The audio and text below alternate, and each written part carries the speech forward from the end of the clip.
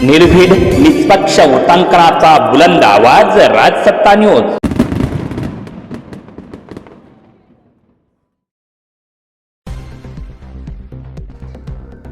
Railway आंदोलन आता अजून तीव्र होण्याची शक्यता। विकास क्रांती सेनेच्या कार्यकर्त्यांचं आव्हान, जन आंदोलन उभारणार, नियोजन बैठकीला येण्याचं कार्यकर्त्यांना आव्हान। नुकतंच त्यांनी जिल्हाधिकारी यांच्याशी भेट घेतली। यांचं एक शिष्टमंडळ जे आहे ते जिल्हाधिकाऱ्यांना भेटलेलं आहे। भगवानदादा काळे यांनी जनतेला आव्हान केलंय की नियोजन बैठकीला या। यावेळी जिल्हाधिकारी डॉक्टर पंकज आशे यांच्याशी त्यांनी सविस्तर चर्चा केली। यासाठी विकास क्रांती सेनेचे जालिंदर गागरे, संतोष फापाळे, मुनीर शेख, भगवान काळे, त्याचबरोबर पत्रकार सतीश फापाळे यांची उपस्थिती होती। रविवारी दिनांक 28 डिसेंबर रोजी सकाळी 10 वाजता नियोजन बैठकीचं आयोजन केलं आहे। या बैठकीला सर्वांनी हजर राहायचं आहे अशी माहिती यावेळी भगवानदादा काळे यांनी दिली आहे। रविवारी दिनांक 28 डिसेंबर रोजी सकाळी 10 वाजता नियोजन बैठकीचं आयोजन केलेलं आहे। तर येत्या 12 जानेवारीला पुणे नाशिक राष्ट्रीय महामार्ग जो आहे तो जाम करण्यात येणार आहे। म्हणजे रास्ता रोकोचा विषय येणार आहे। रास्ता रोको आयोजित केलेला आहे 12 जानेवारीला श्री कच्चेश्वर मंदिर सभामंडप, बोटा, तालुका संगमनेर येथे रविवारी बैठक संपन्न होते। उद्या रविवारी या बैठकीचं आयोजन करण्यात आलेलं आहे। सकाळी 10 वाजता या बैठकीला सुरुवात होणार आहे।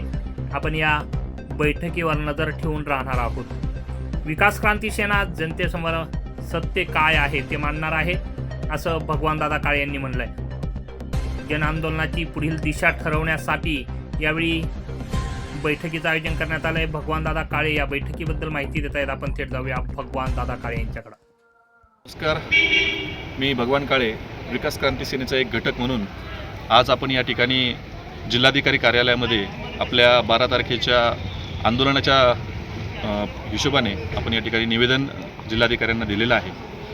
आणि हे निवेदन देत असताना सगळ्यात महत्त्वाची गोष्ट अशी आहे की संपूर्ण 3ही तालुके 2 जिल्ह्यामध्ये जी जनजागृती झालेली आहे त्याबद्दल मनापासून अत्यानंद आहे।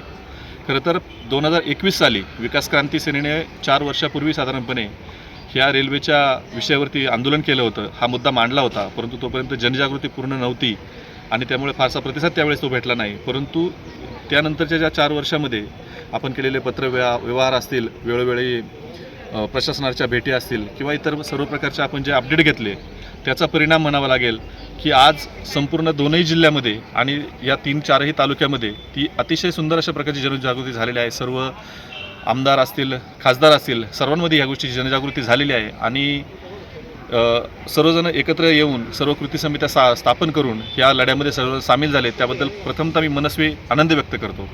परंतु हे सर्व होत असताना ह्या गोष्टीमध्ये आपण 12 तारखेला पुन्हा एक मोर्चा, एक रास्ता रोकोचं फार मोठं राष्ट्रीय महामार्गाचा रास्ता रोको आपण या ठिकाणी पुकारलेला आहे।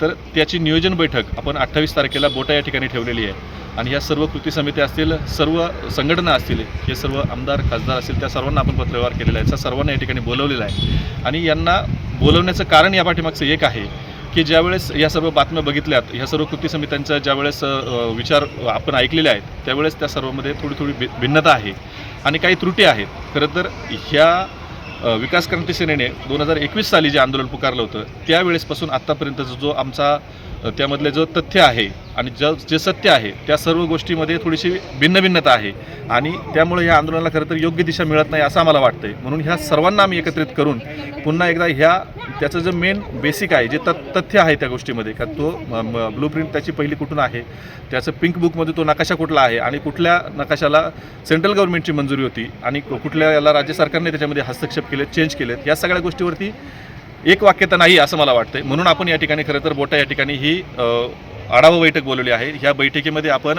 12 तारखेला जे आंदोलन पुकारलेलं आहे त्या आंदोलनाची दिशा ठरणार आहे आणि यापुढची जे काही दिशा असतील त्या सर्व आपण त्या ठिकाणी ठरवणार आहोत। म्हणून मी खरं तर आज या ठिकाणी सर्व ग्रामस्थांना, सर्व ह्या रेल्वेच्या ज्या क्रांतीमध्ये उतरलेल्या सर्व संघटनांना, सर्व आमदार खासदार, सर्व ग्रामस्थांना मी या ठिकाणी विनंती करू इच्छितो की रविवार दिनांक 28 डिसेंबर रोजी आपण बोटा या ठिकाणी एक बैठक ठेवलेली आहे. त्या बैठकीला आपण सर्वांनी उपस्थित राहायचं आहे आणि त्यामध्ये आपण 12 तारखेला आपण जो रास्ता रोको करणार आहे आणि जे केंद्र शासनापर्यंत आपला संदेश, आपल्याला जो मुख्य संदेश पोहोचवायचा आहे, याचं जे बेसिक आहे, यामध्ये जे तथ्य आहे की ज्यामुळं आपले हा रेल्वे मार्ग 100% आपल्याला ज्या पिंक बुकमध्ये जो नोंद आहे, अकोले आणि संगमनेर या दोनांच्या जो महामार्ग आहे त्याला पॅरलल तो रेल्वे मार्ग होणार आहे. त्याला कुठल्याही प्रकारच्या अडचणी आणि अडथळे नाही आहेत. काही गोष्टी, तांत्रिक गोष्टी कोणाच्या तरी हस्तक्षेपामुळे त्या घडलेल्या आहेत, त्या दूर करण्यासाठी जर आपण सर्वजण योग्य पद्धतीने आणि योग्य मुद्दा घेऊन जर उभं राहिलो तर केंद्र शासन 100% आपला रेल्वे मार्ग हा या पुणे नाशिक हायवेच्या पॅरललच जाणार, ही आमची सर्वांची भावना आहे. कारण त्या प्रकारचे सर्व काही पेपर्स, त्या प्रकारचे सर्व काही पुरावे या ठिकाणी उपलब्ध आहेत.